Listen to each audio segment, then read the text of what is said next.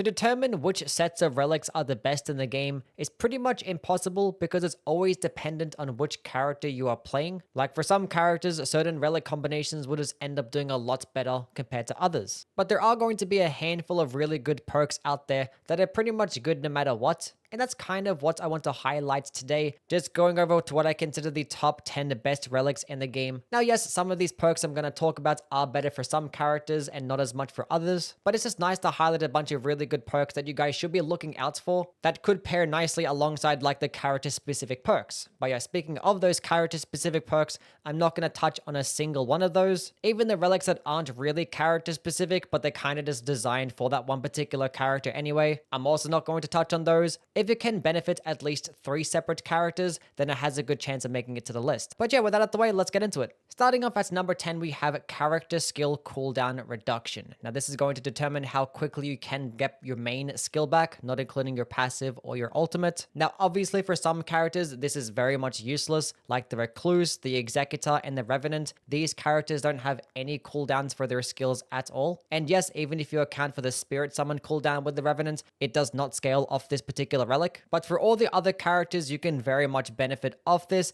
especially if you're playing the Duchess, the Raider, or the Iron Eye. These character skills are extremely powerful because they can just result in a lot more damage, better survivability, or just more stance damage. Now these typically already have a pretty quick cooldown, most of them being about 12 seconds, but with a +2 character skill cooldown relic, it can make it about a 10-second cooldown. And these actually can stack as well, so you can have 3 separate relics with 3 character skill cooldown +3s. And you could potentially get somewhere close to an 8-second cooldown, but even just a couple seconds is still extremely beneficial because in boss fights, you pretty much just spamming these as soon as you get them. And I can guarantee there was plenty of times that people just wish they had their character skill just a couple seconds earlier, and with something like this, you can actually make that possible. Number 9, we have stamina recovers with each successful attack. Now there are 2 variants of this. There is the regular one that gives you 2 stamina per attack, and there is the +1 version that you get specifically of a boss relic that gives you 3 stamina for every attack. Now stamina cost in this game is extremely expensive. For pretty much everything that you do, it just costs a lot, especially early game. It can be very frustrating and can get you killed. And this is very much the best stamina relic that you can get in the game because comparatively to a +3 endurance relic, it only boosts your max stamina bar by 6 more. Whereas this relic can give you 6 stamina if you just hit 3 times. Now the fact that it is based on hits means that it is going to pair better with quicker types of weapons compared to like these larger and slower types of weapons. So it might not benefit as much as someone like the Raider, but with the Raider, you might play a lot into power stancing where you're hitting with multiple weapons at the same time. But the best thing about this particular relic is that it doesn't have a cooldown. So as fast as you hit something, the more stamina that you can regain. So pairing this alongside a twin blade can be very beneficial. And with all like these multi-hitting skills like repeating thrust or the Eleonora's pole blade skill, even with like projectile attacks like Founding Rain of Stars, every single one of those projectiles can get to your stamina back. Even things like the Rain of Arrows Ash of War. And it can also pair very well with someone like the Guardian too, because there is that particular relic that results in an AoE every single time that you block, and therefore you can just be getting a bunch of stamina back every single time that you're just blocking an attack. Like it's not going to be the most powerful relic in the world, but just being able to get a bit more stamina means that you can attack more often, means that you can do more damage, and it also can mean that you have more opportunities to dodge attacks too.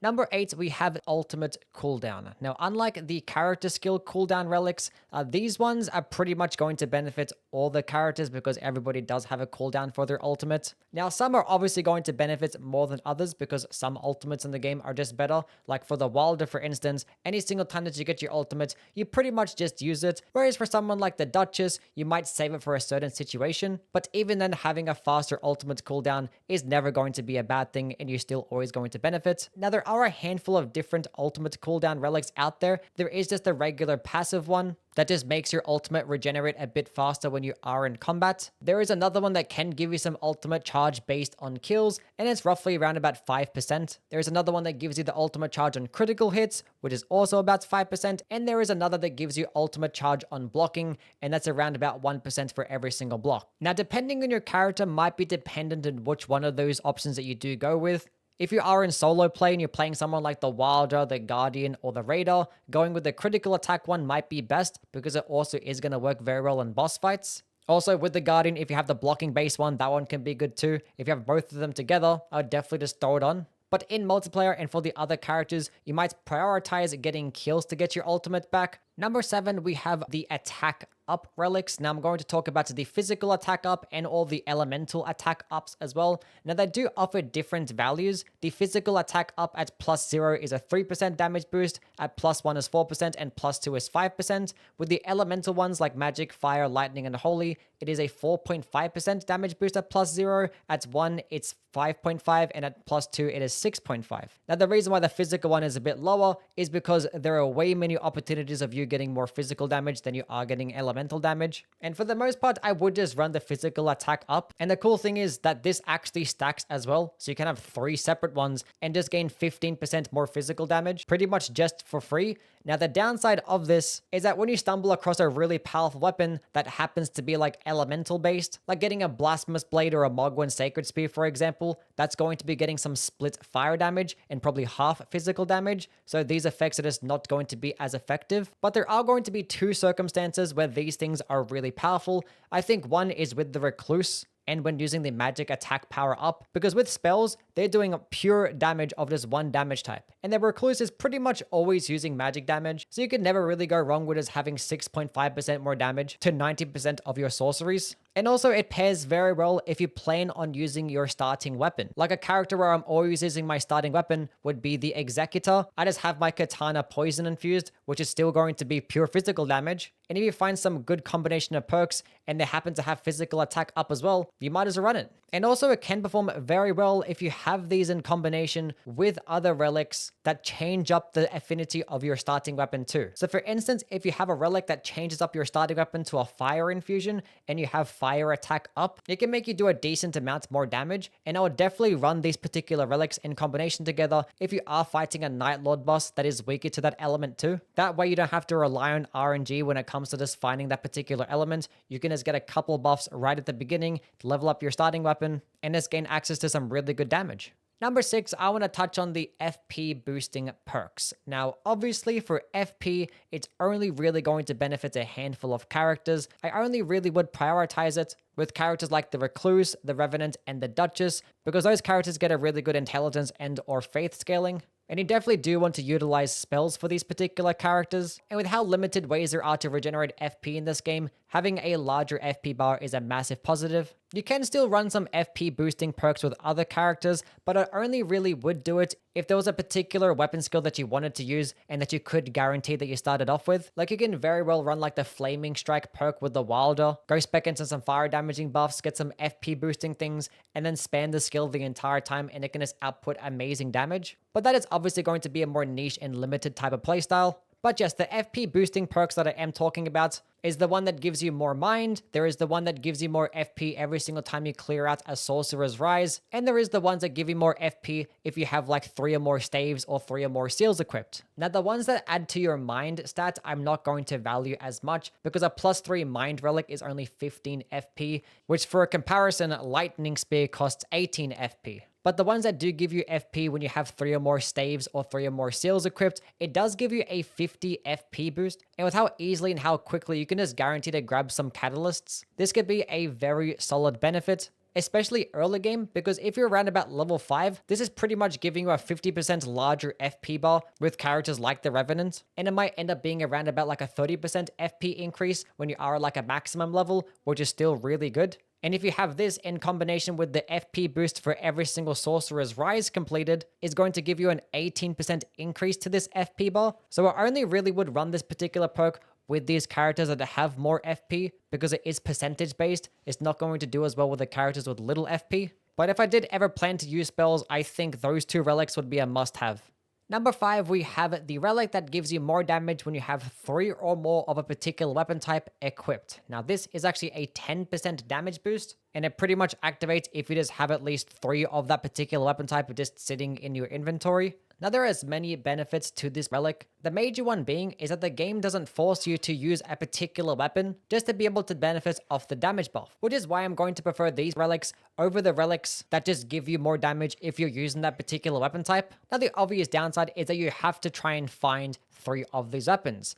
Now, the counterpoint to that is that that's not even that challenging to do. If you're going to be playing the Guardian, you obviously go ahead and select 3 or more halberds equipped. And the thing is, the game already gives you a halberd to start off with. So all you have to do is find 2 halberds, which the game is just more likely to give you halberds because you are playing the Guardian. And you can pretty much just treat this as like a free 10% damage buff. Now, another downside of this is that sometimes there'll be those circumstances where there is a bunch of like really good secondary perks and benefits. And sometimes it might not be on a halberd, and you might be sacrificing some good perks just to be able to gain that 10% damage. But those situations are very far and few, as other situations where you don't end up finding those 2 more of the same weapon type. So in my opinion, I think this is a very consistent perk with little to no downside, but a pretty big upside.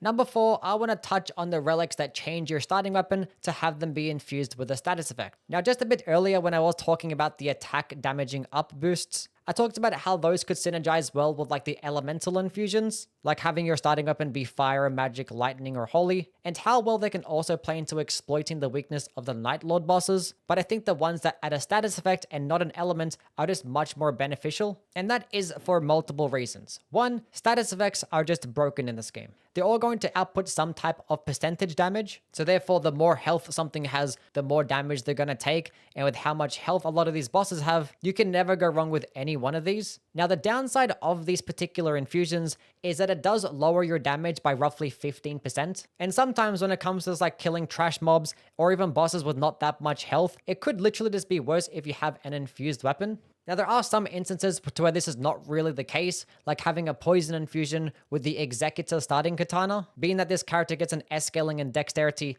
and an arcane, and that the poison infusion just gives it an arcane scaling. The damage difference isn't really that great, but you're just going to end up getting some more poison. But if you were to use this particular relic with the Duchess and her dagger, her damage is not really going to be that good. However, in this game, there is no equipment load at all, and there is no downside to just carrying as many weapons as you want. So you can very well just leave this weapon equipped and just use it at the start of the boss fight to just proc the status effects, whatever they may be, and then switch back to your main weapon that gets you a lot more damage. And this performs especially well when you do have those particular boss relics, like the one of the Sentient Pest or Caligo. Now, the Caligo boss relic doesn't change up your infusion to frost, but it does give you the Chilling Mist weapon skill, which pretty much just adds frost to your weapon. And both of these relics also do have a benefit that gives you more damage when you proc this status effect. So if you just use it the way I mentioned, you're going to gain a damage boost alongside while having that status effect damage be active, whether it be the frost debuff or the poison damage over time. Number 3, we have partial HP restoration upon post-damage attacks. Kind of a stupid name, but basically what it means is that after you get damage for a short duration, you have the chance to convert that damage back into heals. It kind of performs similar to Millennia's Great Rune or Bloodborne Rally mechanic. Now, it's not really like the Bloodborne Rally mechanic because it's only based on the last time that you've been hit. It doesn't like accumulate the amount of times you've been hit over the past few seconds. And the health regen is not necessarily based on damage, it's kind of based on what attack that you use. So the light attack of a colossal weapon will kind of end up giving you just as many heals as a light attack of a straight sword or a great sword. But then there are some things like a critical attack which can give you all of that healing back instantly. Like I've had a time where I've traded out with an enemy, took like 60% of my health bar, but I got a stance break, then I did a critical attack, and then I got all of it back, and it pretty much saves you an entire flask. And that's how powerful it can be. Like, you can just continuously trade out with enemies with any particular character, by the way, except if you were to play the Iron Eye, because this doesn't actually work with bows. So unfortunately, that's the only person that I wouldn't really run this on. Both how hard things can hit in this game and how limited heals that you have, something like this is just invaluable and this benefits you no matter what. Number 2, we have the Vigor boosting relic buffs. Now, people might be confused as to why the hell a regular basic Vigor boosting relic is going to make it to be the second best relic in the entire game. And that's because that people are just under the assumption that it just boosts your HP and that's it. But yeah, it does boost your HP, but what it also does do is boost your healing. Because in this game, your healing flask is percentage based. It gives a flat 60% no matter what level you are, no matter what character you're playing, it's always going to be that same flat amount. So therefore, the more health that you have, the better your healing is. So it's essentially this relic does those two separate jobs together. Now the +1 does give you 20 HP, the +2 gives you 40, and +3 gives you a 60 HP buff. There is also another boss relic that actually gives you a +100 more HP, which is just insane. Because for reference, like the Revenant at level 1 only has a couple hundred HP, so this pretty much gives you a 50% HP boost, but that's obviously only at level 1. But for a reference, when it does come to the +3 Vigor perk, with the Wilder at level 10, it is pretty much 7% larger HP bar, which also means just 7% better heals. And if you have 3 +3 Vigor perks, that's about a 20% larger HP bar, and also 20% more heals. And this is with a character that has a lot of health. Being that this is a flat boost to your HP, it's going to be more noticeable with the characters that don't really have much health. With the Revenant at level 10, having 3 +3 Vigor perks gives you 30% more HP. And that also means 30% more heals. And this is at level 10 without that boss relic. This percentage number is going to be even higher if you are at these lower levels. And the best thing about all of this is that when you do inevitably find those HP boosting perks throughout the game, being that those things are like percentage based, you're also going to benefit of those more. Like if there is one thing that you can never ever go wrong with, it is more health, because that just means more survivability. And if you're staying alive, you have more chances to win. And that's number 1, I'm sure to nobody's surprise, we have attack power permanently increased for each EVERGAOL prisoner defeated. Every single time you kill an EVERGAOL boss, it is a 5% damage boost, and this is a multiplicative buff, so therefore every other EVERGAOL boss that you do fight throughout your expedition is just going to give you another 5%, then another 5%, and there are 7 EVERGAOLs that can spawn in every expedition, and if you clear out all of them, you can pretty much get a 40% damage boost. And this is a permanent buff. It works with everything, spells, fire bombs, your bare fists, and you don't even need to equip anything because it's a passive buff as well. And just as of the recent update, the game was so kind enough to just give us this for free alongside a stone sword key to start off with, which is going to be like one of the downsides of this particular playstyle, is that you're going to have to try and get a little bit of luck of getting a bunch of stone sword keys, which the chances of you getting a lot of stone sword keys per run, with how many places these can like spawn in at like a 90% drop rate, you can easily at least get 5 per run, which is over a 25% damage boost, which is better than anything else these other relics could actually offer. Now, another downside of actually running this perk and trying to clear out all these EVERGAOLs is that they tend to spawn on the outsides of the map, and there might be a lot of running involved, and somewhat like having bad circle RNG can really mess up your plans, and in how many different EVERGAOLs you can clear out. But even if I have to sacrifice a couple of levels just to be able to get like 10 or 15% more damage, it is 100% worth it, because the differences between level 13 and level 15 is not that great. And even then, these EVERGAOL bosses are always guaranteed to just drop more runes, so even if you do just do nothing but just kill EVERGAOL bosses the entire time, you're more likely than not going to end at around about 14 or 15 anyway. Like, there is almost no reason to just not run this relic. Every single person should just do it, just go from EVERGAOL to EVERGAOL, get a bunch more damage, and these bosses are not really that hard to kill either, so it's not like it's going to be that risky. The only thing you might sacrifice would be like higher rarity of drops, but who cares, you're getting like a 40% damage boost. Anyway, that's now done and completed. As always, let me know what your opinions are down in the comments below. I do plan to make some more relic related videos, probably next time making some more character specific ones. I might just show you guys my loadout as to what I run for every single character. I might turn that into a video, we'll see what happens. So if that does interest you, please like this video and subscribe for that one, and I'll catch you guys around. See yous!